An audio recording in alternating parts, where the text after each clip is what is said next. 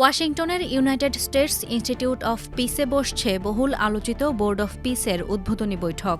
এই উদ্যোগের নেতৃত্বে আছেন মার্কিন প্রেসিডেন্ট ডোনাল্ড ট্রাম্প।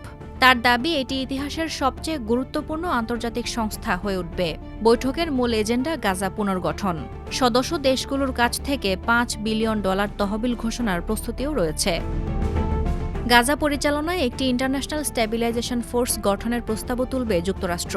ট্রাম্প প্রশাসনের 20 দফা পরিকল্পনায় রয়েছে ধাপে ধাপে যুদ্ধবিরতি, হামাসের নিরস্ত্রীকরণ ও অন্তর্বর্তী টেকনোক্র্যাট শাসন কাঠামো। গত মাসে সুইজারল্যান্ডের বিশ্ব অর্থনৈতিক ফোরামে আনুষ্ঠানিকভাবে বোর্ডের ঘোষণা আসে। সেখানে ট্রাম্পের জামাতা জ্যারেড কুশনার গাজার অন্য রিসোর্ট ও উচ্চ ভবনের চমকপ্রদ পরিকল্পনা উপস্থাপন করেন, যা সমালোচনার জন্ম দেয়।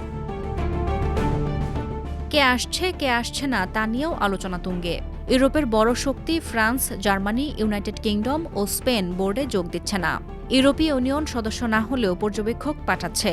তবে হাঙ্গেরি ও বুলগেরিয়া প্রতিষ্ঠাতা সদস্য হিসেবে যোগ দিয়েছে। ট্রাম্প রাশিয়ার প্রেসিডেন্ট ভ্লাদিমির পুতিনকে আমন্ত্রণ জানালেও তিনি এখনও সিদ্ধান্ত জানাননি। এদিকে ইসরায়েল থেকে অংশ নিচ্ছেন পররাষ্ট্রমন্ত্রী গিডিয়ন স্যার। মধ্যপ্রাচ্য ও এশিয়ার অংশগ্রহণ তুলনামূলক বেশি।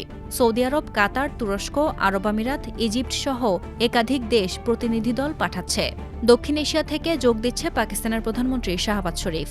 তবে ভারত এখনও কোনো সিদ্ধান্ত নেয়নি। ইন্দোনেশিয়ার প্রেসিডেন্টও অংশ নিচ্ছেন, যেখানে ফিলিস্তিন ইস্যুতে অভ্যন্তরীণ চাপ প্রবল।